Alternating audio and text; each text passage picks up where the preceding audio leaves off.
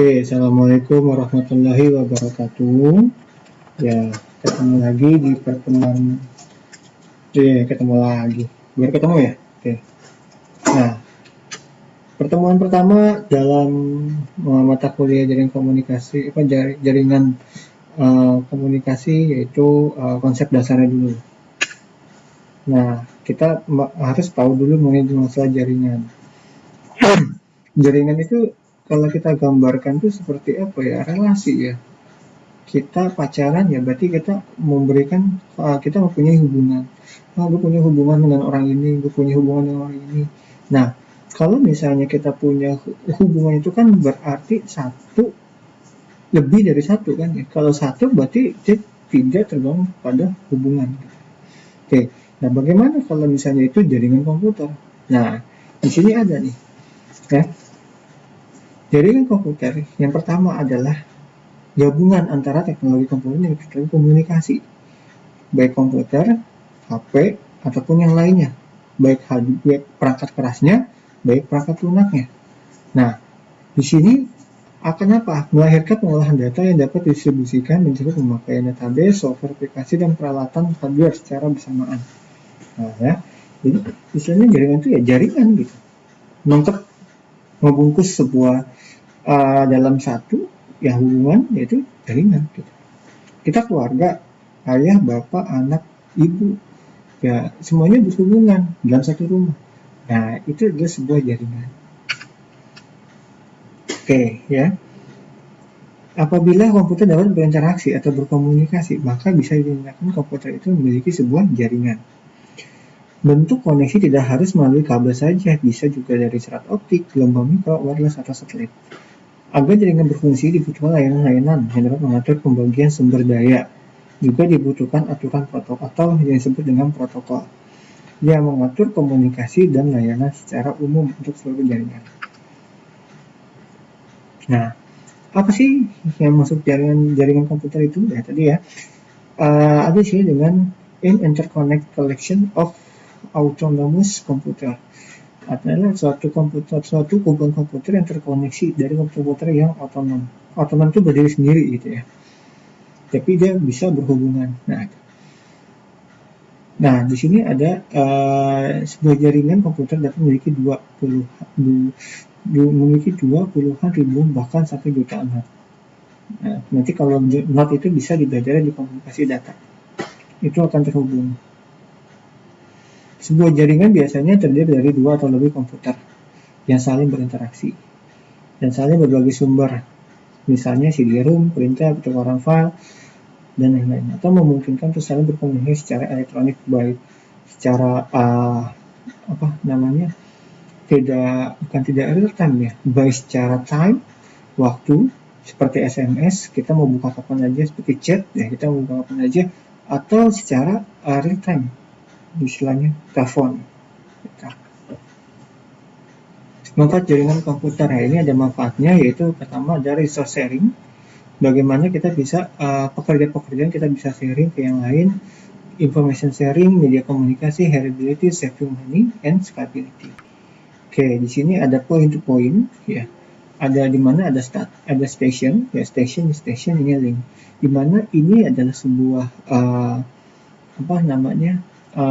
station itu berarti kan tujuan gitu ya, station ya, destination station. Nah, di sini akan dihubungkan. Nah, nanti lebih berat lagi nanti masuk ke multi point. Kalau dua ini masuk ke dalam point to point. Tapi kalau dalam multi point harus ada mainframe. Mainframe itu adalah otak dari si komputer atau kepala dari si komputer. Ini mengirim ke sini, ini mau mengirim ke sini nih. Dari station ini mau mengirim ke sini. Maka dia harus melalui ini dulu, baru kekirim ke sini. Jadi tidak bisa langsung ke sini jika ada mainframe. Ya, beda lagi jika memang kita itu memiliki akses untuk langsung ke sini. Tapi biasanya setiap komputer yang ingin memberikan informasi ke komputer lain maka harus melewati yang namanya mainframe, dan banyak sekali perusahaan menerapkan sistem multi point. Nah, di sini ada banyak topologi, ya ada 4 topologi yang biasa diterapkan dalam perusahaan-perusahaan atau dalam pengembangan infrastruktur jaringan. Ada star, ya, star, ada ring, ada bus, ada tree, ya. Nah, apa sih keuntungan dari star? Yang pertama, kerusakan pada satu saluran hanya akan mempengaruhi jaringan pada saluran tersebut dan yang terpaut. Jadi, jika misalnya ini rusak, satu rusak, maka yang lain pun tidak akan rusak, gitu. Tingkat keamanannya termasuk tinggi. Ya iya, karena apa? Karena kan tadi dibilang, sebenarnya itu bersumber dari komputer yang otonom. Kalau ininya rusak, ya maka tidak akan terpengaruhi. Walaupun istilahnya mereka satu jaringan gitu ya. Nah, tingkat keamanannya ya jelas sudah pasti tinggi. Kenapa? Karena sifat otonomnya itu lebih besar gitu ya daripada sifat relationnya. Komputer ini bisa saja dia bisa mengunci data, mengclock data gitu. Begitupun juga sama dengan yang lainnya. Itu yang dibilang jika keamanan terlalu tinggi. Nah, tahan terhadap lalu lintas jaringan yang sibuk. Kenapa? Karena mereka ini tidak. Jadi kalau misalnya kita mau ke sini, ini ke sini, karena semuanya sudah diatur di hub sini, gitu. Semasa kita bisa berhubungan, maka jalur lalu lintas pun tidak semakin rumit, gitu ya. Nah, kemudian yang keempat, penambahan dan pengurangan pada salah satu workstation dapat dilakukan dengan mudah. Iya, kenapa? Karena kalau misalnya hub, ini nanti akan ada beberapa port. Nah, port itu seperti lubang. Lubang itu akan dimasukkan kabel atau hub ini kita jadikan sebagai wifi. Nah, jadi kalau kita ingin menambahkan, kalau pakai kabel tinggal colok aja ke kabel, modelnya ke terminal gitu ya. Stop kontak terminal. Yang ada 6 stop kontak, yang dipakai cuma 3. Kalau mau nambahin tinggal colok aja gitu. Kemudian deteksi dan isolasi kesalahan kerusakan pengelola jaringan. Ya sangat mudah. Kenapa? Karena kalau misalnya satu ini rusak, nanti ini rusak. Ini tidak bisa mengirim ke sini. Udah pasti semuanya tidak bisa mengirim ke sini. Begitupun sebaliknya. Jika ini ingin mengirim ke sini tidak bisa, perlu dikhawatirkan jaringan di sininya rusak. Tetapi ini ke sini bisa gitu. Jadi lebih mudah. Kemudian paling fleksibel. Ya diapain aja nggak apa-apa gitu ya. Nah, kekurangannya jika not terjadi kerusakan, maka seluruh jaringan akan terhenti. Ya, jika not di sini satu aja rusak, maka semua jaringan akan terhenti. Jika not tengah mengalami kerusakan, maka seluruh rangkaian akan terhenti. Ya, pasti. Kemudian boros dalam pemakaian kabel. Iya, tentu. Kenapa? Karena satu komputer itu satu kabel. Hub jadi elemen kritis karena kontrol terpusat. Ini menjadi mainframe-nya, ini menjadi pusat kontrolnya, gitu. Bukan ini, tapi ini jadi pusat kontrolnya, gitu. Jika ini rusak, maka salah satu caranya yaitu ganti baru, gitu, ya. Terus peran hub sangat sensitif sehingga tidak dapat, ya sensitif sekali, gitu ya. Jaringan tergantung pada terminal pusat, ya betul. Jika menggunakan switch dan lintas data padat dapat menyebabkan jaringan lambat. Kalau jaringannya pengiriman atau komunikasi data yang semakin banyak, maka tentunya jaringan akan semakin melambat. Nah, ini lebih mahal ya tentu ya. Kenapa? Karena tadi menghabiskan banyak kabel. Ya, ini cincin ya. Topologi cincin adalah topologi jaringan berbentuk rangkaian titik yang masing-masing terhubung ke dua titik lainnya. Sedemikian sehingga membentuk jalur melingkar titik cincin. Nah, konsepnya gimana sih? Konsepnya ini ingin mengirim sini, berarti ini ke sini, baru ini ke sini, gitu. Ya. Pada topologi cincin, komunikasi dapat terganggu jika satu titik mengalami gangguan. Jaringan FDDI mengantisipasi kelemahan ini dengan mengirimkan data searah jarum jam dan berlawanan. Gitu ya. Topologi ring digunakan dalam jaringan yang memiliki performa tinggi. Jaringan yang membutuhkan bandwidth atau fitur yang time sensitif seperti video, audio, dan ketika performa dibutuhkan saat komputer terhubung ke jaringan dalam jumlah yang banyak. Nah, ini ada keunggulan untuk topologi bus, yaitu instalasi jaringan bus sederhana, mudah, murah, dan maksimal terdiri dari 5-7 komputer. Pengembangan workstation dilakukan dengan mudah tanpa mengganggu workstation yang lain. Ya, ini kabel tinggal tetap selesai. Kesulitannya adalah tabrakan data. Mekanisme jaringan relatif sederhana, jika salah satu node terputus, maka semuanya akan terganggu. Gitu ya. Kerugian deteksi isolasi kesalahan sangat kecil, kepadatan data sangat tinggi, keamanan data kurang terjamin, ya, dan lain-lain. Oke, ini topologi tree. Nah, ini topologi tree itu yang biasa dimainkan oleh banyak perusahaan, ya. Nah, ini biasanya terdiri dari beberapa gabungan antara bus dengan star gitu ya. Nah, dihubungkan dalam satu topologi bus sebagai jalur tulang punggung atau backbone. Ya. Komputer-komputer dihubungkan ke hub, sedangkan hub lain dihubungkan sebagai jalur tulang punggungnya. Ya, ini jalur lagi, tambah lagi gitu ya. Nah, ini untuk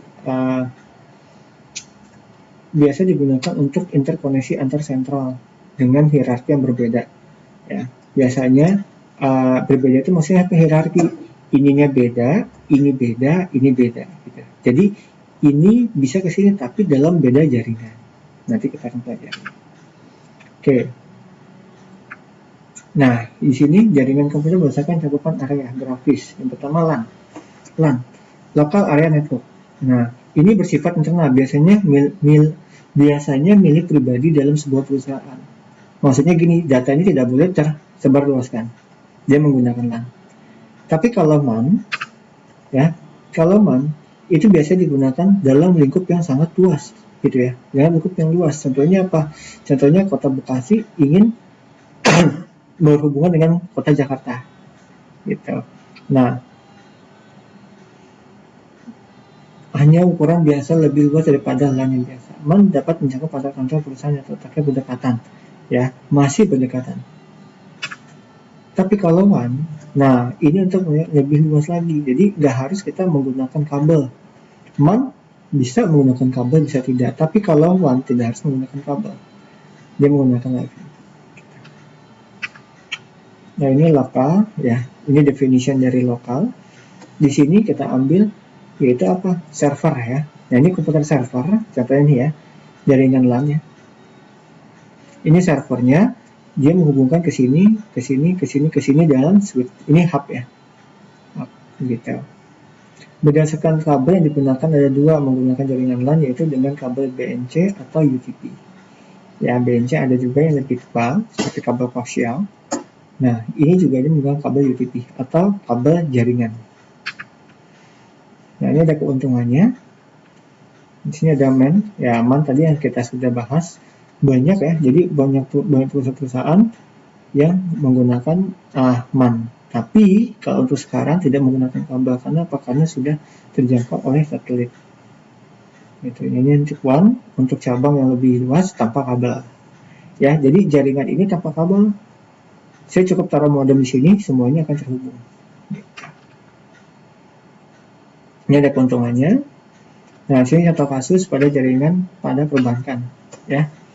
Ada perbankan. Nah, ini ada WAN, ada LAN, ya. Kalau LAN tadi ya pakai kabel di dalam lokal. Kalau WAN itu semuanya bisa terkoneksi. Nah, ini satelit. Nah, ini bisa digunakan sebagai MAN. Gitu. Ini untuk LAN-nya. Nah ini untuk gambar-gambarnya, ada kabel UTP, ada INC, ada server, ada switch. Nah ini kabel untuk jaringannya. Nah ini INC itu adalah seperti LAN card ya.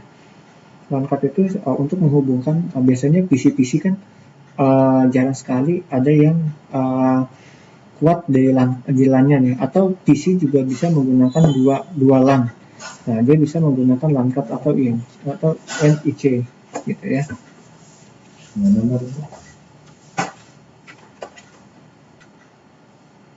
Tadi mana itu ya? Hujan. Ya, kemudian switch itu bisa menghubungkan tadi ya, switch atau hub ya. Dia menghubungkan dari beberapa komputer dengan komputer lainnya. Biasanya yang menggunakan ini adalah star, ya, star atau tree, gitu ya. Kemudian ini server ya. Server tadi saya bilang itu adalah kepalanya yang mengatur semua lintas jalur pengiriman data ya dari server. Oke, nah ini untuk cara connecting